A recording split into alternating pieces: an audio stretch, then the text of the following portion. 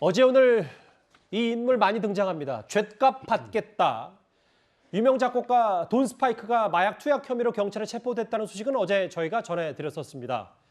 오늘 오전 구속 전 피의자 신문에 출석을 했는데요. 오늘 입을 열었습니다.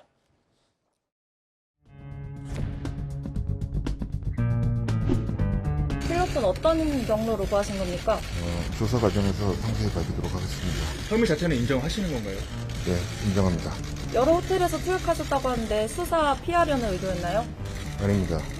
그럼 어떤 의도로 그렇게 하신 건가요? 추후에 다시 말씀드리겠습니다. 더 하실 말씀 있으신가요?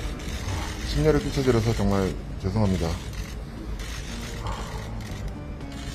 다 제 잘못이고요. 조사를 성실히 임해서 제 대학에 받겠습니다. 마약은 그럼 언제부터 하신 거예요? 최근입니다. 왜 하신 건가요?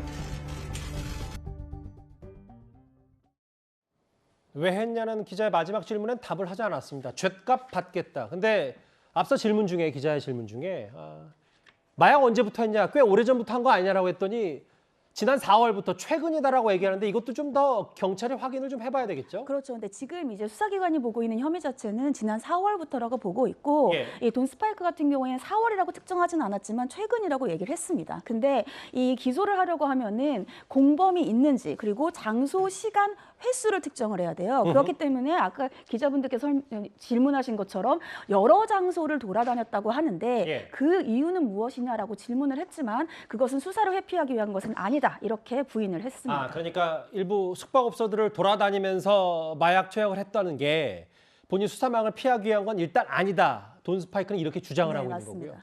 다음 화면도 좀 더 팩트 체크를 해봐야 되는 게 다음 그래픽을 좀 볼까요? 왜냐하면 이 처음에 애초 보도가 나왔을 때 남녀 지인들과 여러 차례 마약을 투약한 혐의다.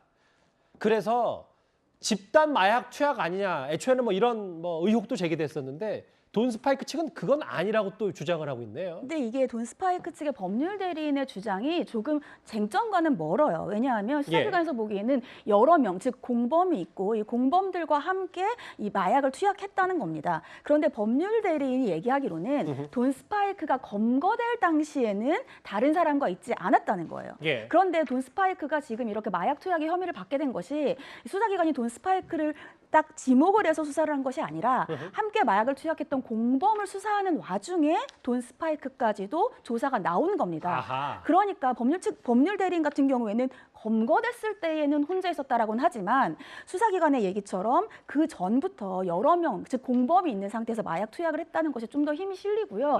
그게 검거했을 때 혼자 있거나 공범이 있거나는 그건 본질이 사실상의 아니죠. 본질은 아니라고 보입니다. 그러니까 누가 마약을 건넸고 언제부터 시작했고 누가 돈을 이런 부분들도 다 들여다봐야 된다 이 맞습니다. 말씀이신 거죠? 예.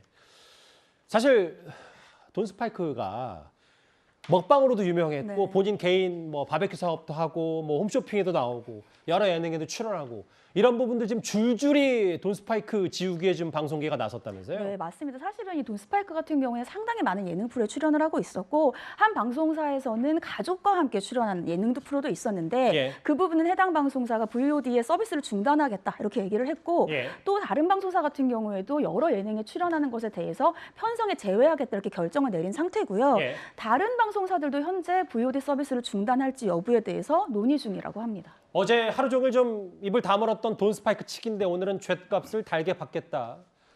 이렇게 얘기를 했습니다. 참 실망스럽고 안타깝습니다.